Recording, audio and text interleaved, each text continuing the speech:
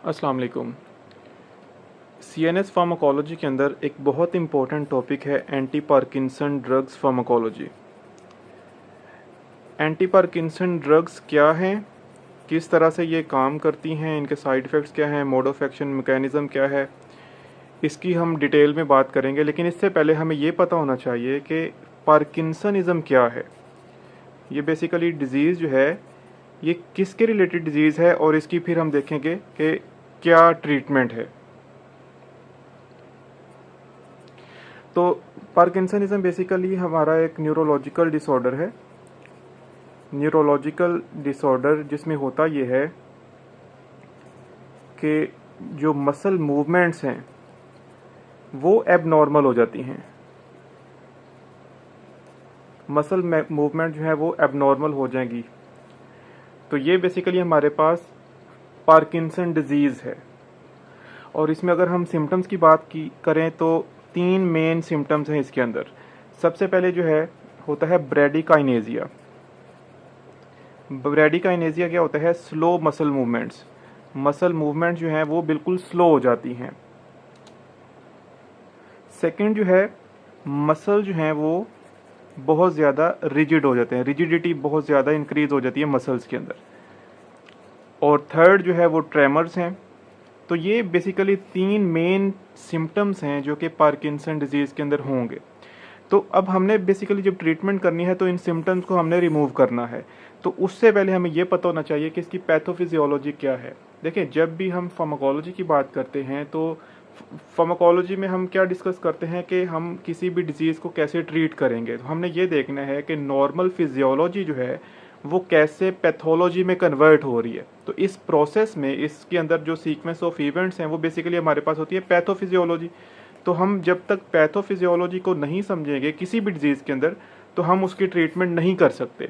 तो पार्किंसनिज्म की पैथोफिजियोलॉजी की समझने के लिए हमें यह पता होना चाहिए कि हमारे ब्रेन के अंदर कौन से न्यूरोट्रांसमीटर्स हैं। ठीक है, फॉर एग्जांपल हमारा ये जो ब्रेन है इसमें होता यह है कि जब भी कोई सिग्नल आएगा, देखें सिग्नल जो है वो एक्साइटेटरी सिग्नल हो सकता है। ठीक है, जब भी कोई एक्साइटेटरी सिग्नल आएगा हमारी एक्साइटेशंस इंक्रीज होंगी। लेकिन साथ ही क्या होगा, इसको बैलेंस करने के लिए कुछ इनहिबिटरी सिग्नल्स भी वो भी एक्टिवेट हो जाएंगे ताकि ये जो प्रोसेस है ब्रेन के अंदर इसको आप समझ लें कि बैलेंस रखा जा सके। ना हमें ज़्यादा एक्साइटेशन चाहिए ना ही इनहिबिशन चाहिए। इसको हमने क्या करना है, बैलेंस करना है। तो बेसिकली होता यह है कि जितनी एक्साइटेशंस प्रोड्यूस हो रही हैं हमारे ब्रेन के अंदर नर्वस सिस्टम में उतनी ही इनहिबिशन भी प्रोड्यूस होगी। अब एक्साइटेशन मेनली कौन प्रोड्यूस करवा रहा है? एसिटाइलकोलिन। और हमारा जो इनहिबिशन करवा रहा है वो डोपामीन। ठीक है, ये आपने याद रखना है यहाँ पे पार्किंसन के लिए। ठीक है, अब होता यह है कि नॉर्मली क्या होगा कि फॉर एग्जांपल ये हमारे पास एसिटाइलकोलिन है, ये हमारे पास डोपामीन है। तो नॉर्मली क्या होगा, दोनों एक जितनी क्वांटिटी में रिलीज हो रहे होंगे ताकि वो जो है बैलेंस मेंटेन रहे। लेकिन अगर इनमें से एसिटाइलकोलिन की कंसंट्रेशन जो है वो ज़्यादा हो जाए और डोपामीन की कंसंट्रेशन कम हो जाए तो इससे क्या होगा, एक्साइटेटरी न्यूरोट्रांसमीटर क्योंकि इंक्रीज हो रहा है और इनहिबिटरी जो है वो डिक्रीज हो रहा है। तो इस तरह से क्या हुआ, ये जो बैलेंस मेंटेन था उसमें इम्बैलेंस आ गया। तो ये इम्बैलेंस जो है ये बेसिकली क्या करेगा, पार्किंसंस करवा देगा क्योंकि एक्साइटेशंस और ट्रेमर्स बहुत ज़्यादा इंक्रीज हो जाएंगे। तो बेसिकली हुआ ये कि हमारे पास ये जो इनहिबिटरी न्यूरॉन्स थी जिसको हम डोपामिनर्जिक न्यूरॉन्स बोल रहे हैं वो किसी वजह से डिग्रेड होने लग गई। ठीक है, डिस्ट्रॉय होने लग गई। जब ये डिस्ट्रॉय होंगी तो इनके लेवल्स कम हो जाएंगे। अब या तो डोपामिनर्जिक न्यूरॉन्स के लेवल कम हो रहे हैं या एसिटाइलकोलिन के लेवल बढ़ रहे हैं, तो इस वजह से इम्बैलेंस आएगा जिसकी वजह से ये हमारे पास ब्रेडिकाइनेजिया, मसल रिजिडिटी और ट्रेमर्स आएंगे जिसकी वजह से हम कह रहे हैं कि पार्किंसंस हो रहा है। तो ये बेसिकली हमारे पास क्या है, प्राइमरी पार्किंसनिज्म है। इसके अलावा हमारे पास एक ड्रग इंड्यूस्ड पार्किंसनिज्म भी होता है। बेसिकली बहुत सी ऐसी ड्रग्स हैं जिनका जो साइड इफ़ेक्ट है वो ये है कि वो पार्किंसंस करवाती हैं। फॉर एग्जांपल हमने अभी रिसेंटली एंटीसाइकोटिक ड्रग्स की बात की थी, तो हमने देखा था कि जितनी भी एंटीसाइकोटिक ड्रग्स हैं उनका साइड इफ़ेक्ट ये है कि वो पार्किंसंस इंड्यूस करती हैं। ठीक है, तो इसको हम सेकेंडरी पार्किंसनिज्म भी बोल सकते हैं। तो आपसे अगर एग्जाम में पूछा जाए ड्रग इंड्यूस्ड पार्किंसन के बारे में तो आप कह सकते हैं कि एंटीसाइकोटिक ड्रग्स जितनी भी हैं उनका साइड इफ़ेक्ट है कि वो पार्किंसन करवाती हैं। इसके अलावा एक ड्रग रेजरपीन है, ये जो है ये भी डोपामीन के लेवल को कम करवा के ट्रेमर्स करवाती है और पार्किंसंस इंड्यूस करती है। तो आप वाइवा में या एमसीक्यू में आपसे अगर पूछा जाए तो आप ये एग्जाम्पल उसको बता सकते हैं। पैथोफिजियोलॉजी के बाद हम बात करते हैं ट्रीटमेंट की। अब देखें ट्रीटमेंट में क्या हुआ क्या है, मेनली हुआ क्या है, या तो एसिटाइलकोलिन या एक्साइटेटरी न्यूरोट्रांसमीटर के लेवल बढ़ रहे हैं और या क्या हो रहा है इनहिबिटरी न्यूरोट्रांसमीटर जो है उसके लेवल कम हो रहे हैं। तो हम दो काम करेंगे, या तो हम इस एक्साइटेटरी न्यूरोट्रांसमीटर के लेवल को कम करेंगे और या इस इनहिबिटरी न्यूरोट्रांसमीटर के लेवल्स को इंक्रीज करवाएंगे। तो ये दो काम करके हम क्या करेंगे, वो जो इम्बैलेंस हो गया था एक्साइटेटरी और इनहिबिटरी न्यूरोट्रांसमीटर में जो इम्बैलेंस था उसको हम दोबारा से बैलेंस करेंगे। अब देखें ये हमने कहा था कि एक्साइटेटरी जो है वो बढ़ गए, इनहिबिटरी जो है वो कम है। अब या तो हम इसको बढ़ाएंगे या इसको कम करेंगे। तो ओवरऑल हमने क्या करना है, बैलेंस मेंटेन करना है इन दोनों के दरमियान में। ठीक है, जब ये बैलेंस मेंटेन करेंगे तो पार्किंसन जो है वो ट्रीट हो जाएगी। तो फर्स्ट हमारे पास क्या है कि हम डोपामीन के लेवल्स बढ़ा दें, ठीक है, और सेकंड हमारे पास क्या है, हम एसिटाइलकोलिन के लेवल्स कम कर दें। तो ये दो काम करके हम ट्रीटमेंट कर सकते हैं पार्किंसनिज्म की। अब इसकी क्लासिफिकेशन को समझने के लिए पहले हमने ये देखना है कि ये हमारे पास एक प्री साइनेप्टिक नर्व टर्मिनल है और एक पोस्ट साइनेप्टिक नर्व टर्मिनल है। अब होता यह है कि यहाँ से टायरोसिन जो है ये एंटर होगा प्री साइनेप्टिक नर्व टर्मिनल के अंदर। ये टायरोसिन जो है इसकी हाइड्रोक्सिलेशन होगी, किससे, टायरोसिन हाइड्रोक्सिलेज से। टायरोसिन हाइड्रोक्सिलेज जो है इस टायरोसिन को कन्वर्ट कर देगा डोपा में। ठीक है, अब इसके बाद क्या होगा, ये जो डोपा है ये डोपामीन में कन्वर्ट हो जाएगा।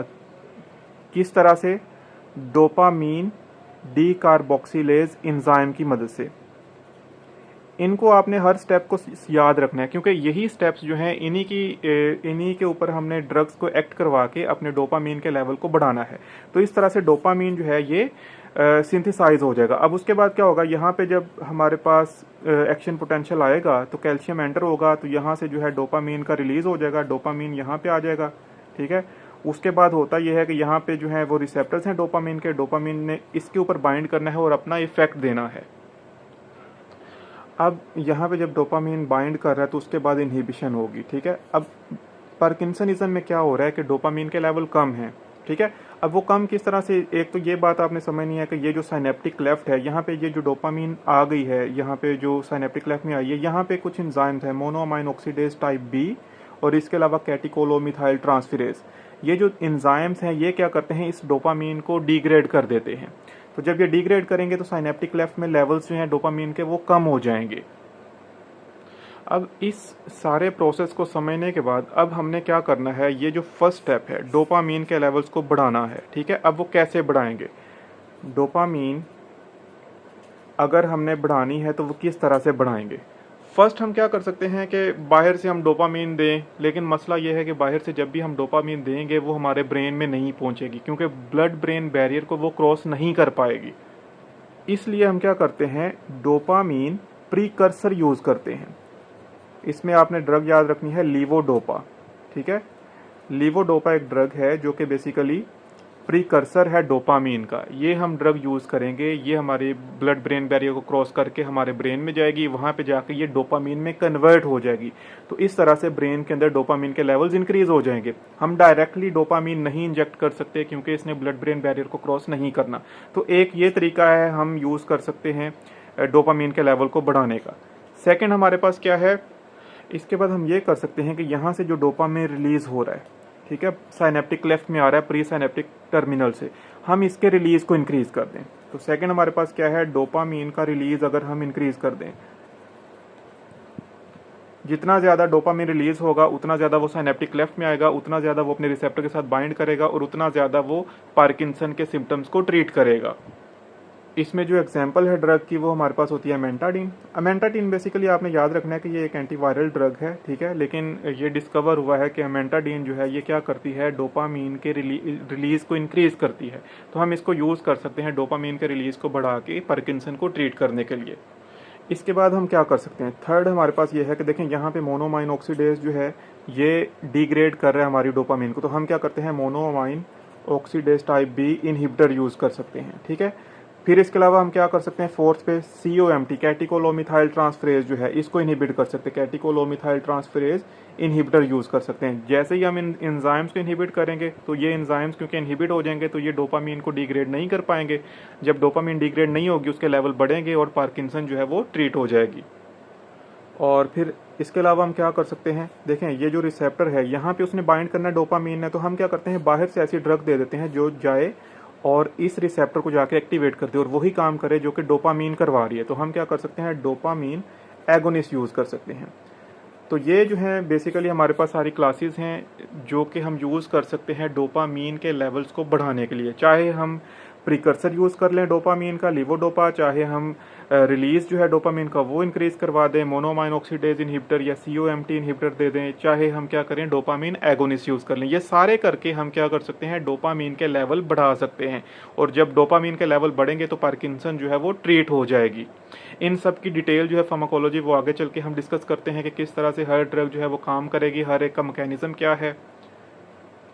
और दूसरा काम क्या था, हमने कहा था कि हमने एसिटाइल कोलिन के लेवल को कम करना है। एसिटाइल कोलिन के लेवल को हम कैसे कम कर सकते हैं, सिंपली हम एसिटाइल को जो हमारे पास बन रहा है उसके रिसेप्टर्स को ब्लॉक कर दें, anti acetyl choline drugs use कर लें। जब हम एसिटाइल कोलिन रिसेप्टर्स को ब्लॉक करेंगे तो एसिटाइल कोलिन अगर बना भी है तो वो रिसेप्टर जो है वो क्योंकि ब्लॉक हो चुके होंगे तो एसिटाइल कोलिन उसके ऊपर बाइंड नहीं करेगी, तो एक्साइटेशन नहीं बढ़ेगी। तो इस तरह से हम क्या कर रहे हैं, एसिटाइल कोलिन के लेवल को कम कर रहे हैं। तो ये दो काम हैं मेनली जिनको हम अब आगे डिस्कस करेंगे कि किस तरह से इनके अंदर जो ड्रग्स हैं वो काम करती हैं, किस तरह से उनका मोड ऑफ एक्शन या मैकेनिज्म ऑफ एक्शन है। तो ये सारी चीज़ें हम वन बाय वन अब डिस्कस करेंगे।